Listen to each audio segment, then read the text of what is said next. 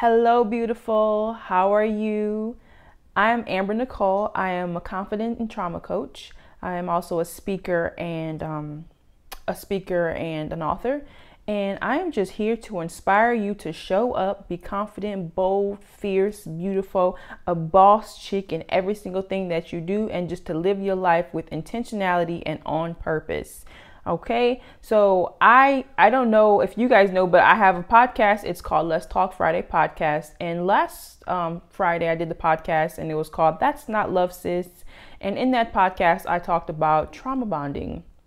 And since then, I've actually had several people ask me, like, what is trauma bonding? How do they know if they're in a trauma bonding relationship? And what is more of the healthy things to look for? Just to, get a better understanding. And I was going to answer you guys individually, but then since I had several of you ask me, I was like, you know what? It probably would just be easier if I just give you guys some examples by video. Then you guys can all watch that once instead of going through and answering each person individually. Okay. All right. So really quick, just to recap what trauma bonding is trauma bonding is basically like a cycle where the relationship starts off perfect. Then this is just an example. But the relationship starts off perfect, and then eventually it starts like going downhill. The man or woman, whoever it is, starts to be like really mean to you, disrespectful, dishonors your relationship. Sometimes abusive, verbally abusive, mentally abusive, even physically abusive. And then soon as you decide that you want to leave the relationship, like, okay, I can't do this. I can't take this. I've tried. I put my all into this, and you get ready to leave. Then he or she love bombs you and starts becoming like the best version of themselves. Everything you've been asking them to be. I asked you to communicate. Now all of a sudden they're communicating. I asked you to really love me. Now all of a sudden they're loving on you. They're cuddling with you. They want to do date nights with you. I asked you to reciprocate and have some reciprocity, and we build together. All of a sudden they want to be interested in what you were trying to show them before. And then once you start getting comfortable, thinking that, okay, now I'm comfortable. Now I see that they're just starting to be just as vested in this as me.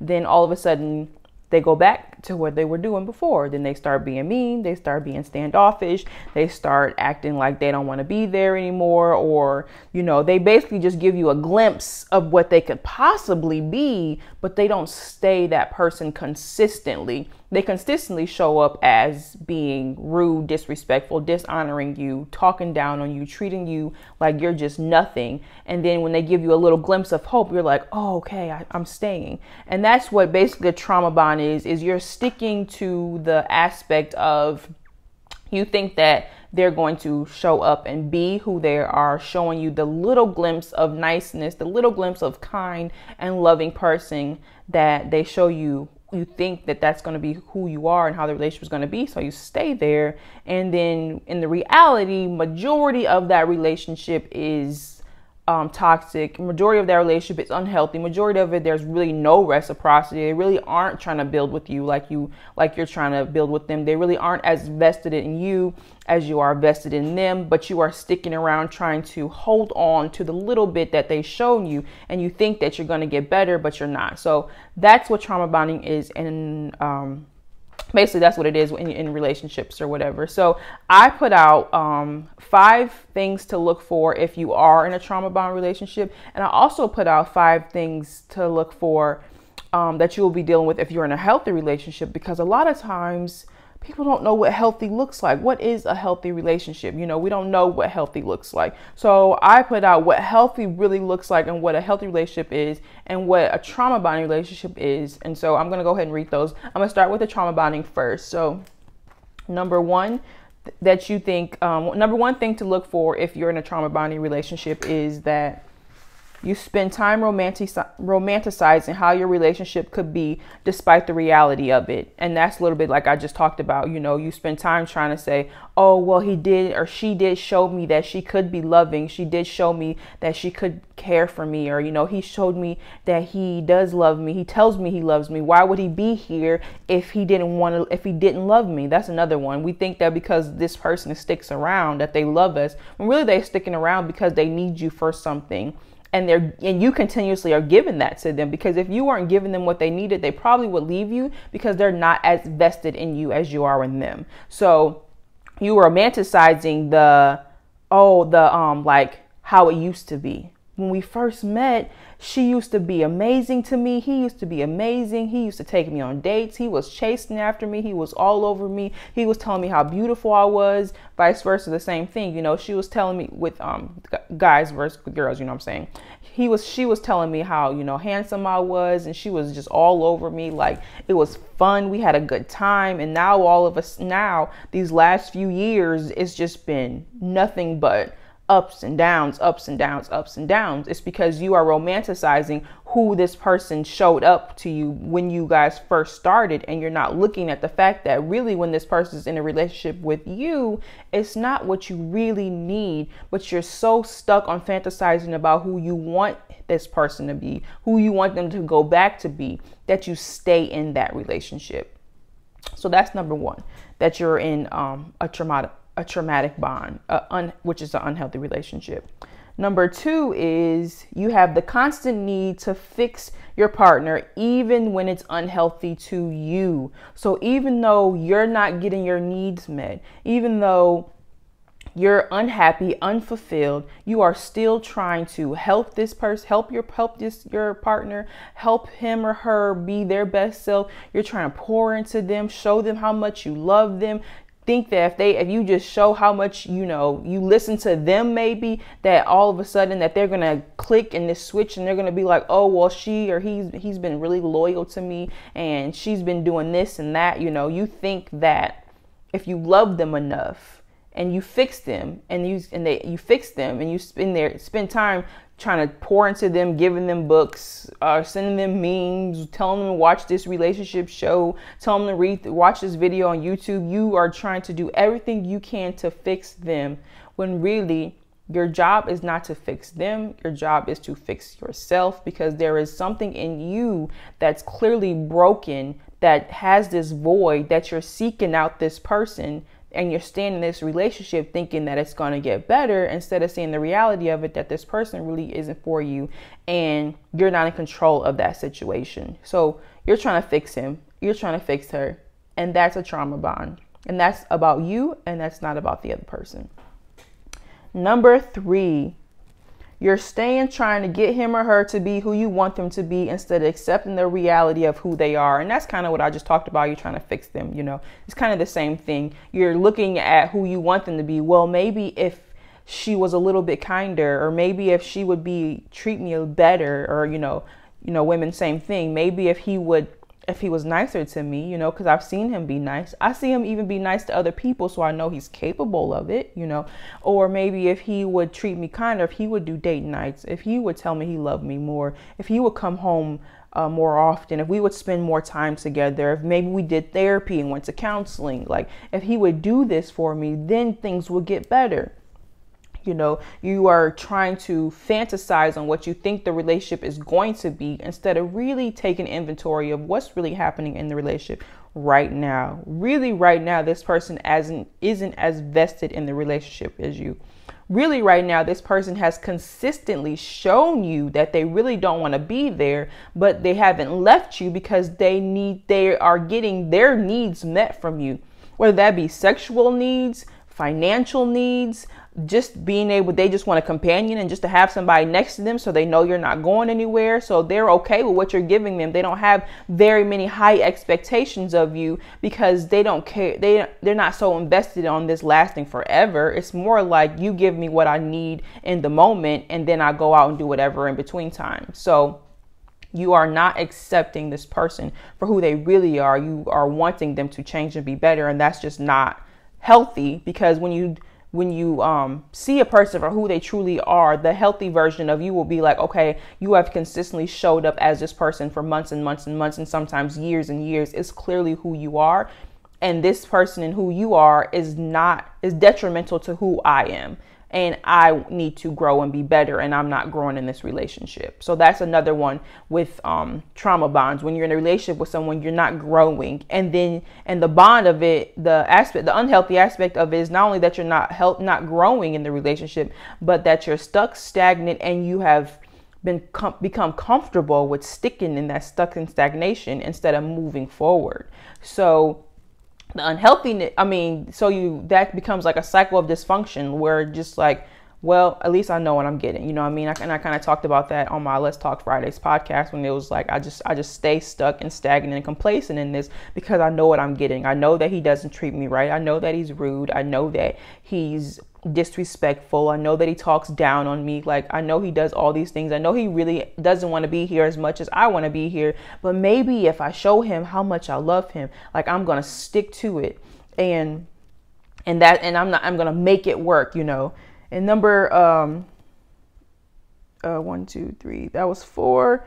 And then number 5 is the fact that you have confused a trauma bond with a soulmate.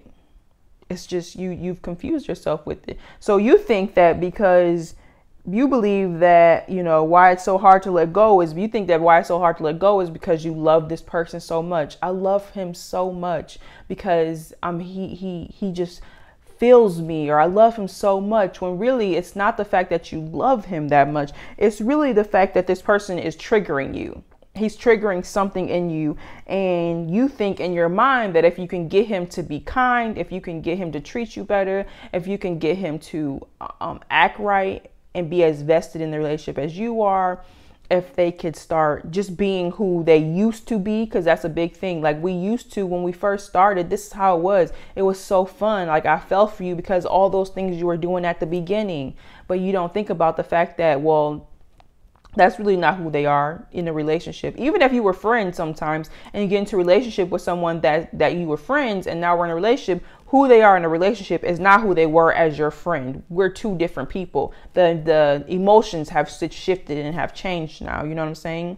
But anyways, back to subject at hand. Like, this person, it's not your soulmate. You just think it's your soulmate because of the triggers that this person keeps giving you. The trigger aspect of you thinking that if they treat you right, that things will be right, that things will get better.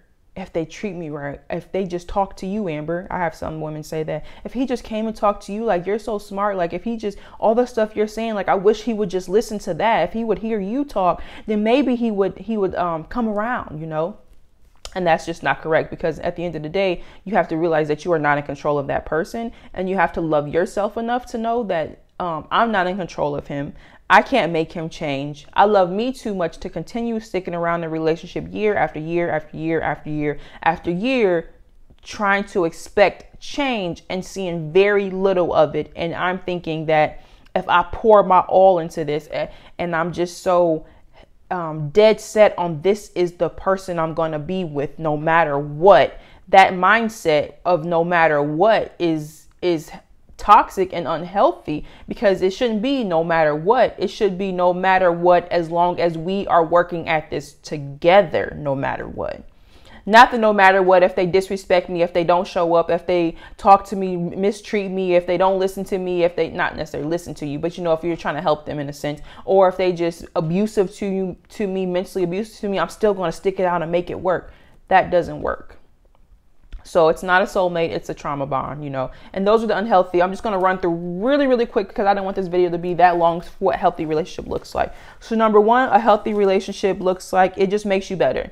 In the healthy relationship, you just show up as a better person. You're better. Your relationship is better. You are better. You feel better. You are loving yourself because this relationship is better for you. Number 2, you don't feel alone. You have a sense of family and belonging. So you just feel happy in that relationship. It's a sense of peace. You want to come home to this person because the outside world is so rough that when you come home, you just have a sense of peace and family and belonging. And I just love being around this person. Number 3, you really care about your partner's well-being and vice versa. You know you're in a healthy relationship when you two really genuinely care about each other. I care about you. You care about me. I want the best for you. You want the best for me. And we are trying to show up and be our best selves so we can be great individually and we can also be great collectively. We want the best for each other. That's healthy. And trauma bonds, a lot of times, is one person is like addicted to love, that they really want the best for the other person and the other person doesn't care that much. I'm not saying they are totally nonchalant, but that they care very little, but you hold on to that little bit. In a healthy relationship, you both really genuinely care a whole lot about each other and you want the best for each other. Number 4, Oh, I just said it. Number 4, you genuinely want the best for each other. You know, I want the best for you. And sometimes the best is even if that's not with me or with you, you know, even if that's not with me, even if this relationship doesn't work, I still love you enough to want the best for you. And I would never do anything to sabotage your best because I love you as a person genuinely. That's a healthy relationship. And number 5, you wouldn't do anything. You wouldn't do anything to jeopardize or lose that person. When you are genuinely in love with someone, when you genuinely have a healthy relationship, you would never do anything to intentionally jeopardize that relationship. Cheating, that's intention, because cheating is a choice. You choose to do that. Yeah, it may be difficult for men because I hear that all the time, but at the end of the day, it's still a choice you chose to make. And you knew that going into that situation that you could have possibly been tempted to cheat. So instead, what you should have done is not put yourself in that situation because it was a choice. So disrespect, down talking, all of those unhealthy things that would jeopardize your relationship. A person that's truly in love knows that this person is amazing, knows that you are amazing, and I don't want anything else because you feel me. You are enough for me. There is no reason for me to seek out others because I'm good with you. That is a healthy relationship. All right. So this video has been about 17 minutes now. I didn't want to be on here for too long. I really hope this helps you. This is what trauma bonding is and what a healthy relationship looks like. I hope you guys are in healthy relationships. And if you are not, I'm going to ask you to seek some type of coaching or therapy to help you with that because you need help, you know, in those moments. Wrapping up really quick. I have my, from Truth Moments from Pain to Purpose conference coming up November 14th. Register for that. It is a free conference. You want to be a part of this. There's a lot of women on there. It's 10 of us that's going to be speaking to you guys about the painful moments that we went through and how we how we are walking in our purpose and happy and successful now. And also I have my Courageous Confidence workshop coming up on November 19th. You want to be a part of that. You want to be, I know there's a lot of us that deal with not having lack of confidence in ourselves. And this is an inexpensive class for you to be able to take 2 hours with me to be able to ask me questions, anything, nothing's off limits. And for me to teach you and give you guys tips on how to move forward with all the tools that you have in your life right now and how to grow and be better along the way while you're working on what you have right now. Okay. So sign up for both of those. The end of the year, getting to the end of the year, the fourth quarter, you want to walk in 2021 being your best self. And the only way you can do that is by taking action. So take action, invest in yourself, sign up for my Truth Moments free class, free conference, and sign up for my workshop. You need it. Courageous Confidence. I know you need it. You need to be courageous in your confidence. Okay. I love each and every one of you. Peace and prosperity from your girl, Amber Nicole. Mwah. You guys enjoy the rest of your day.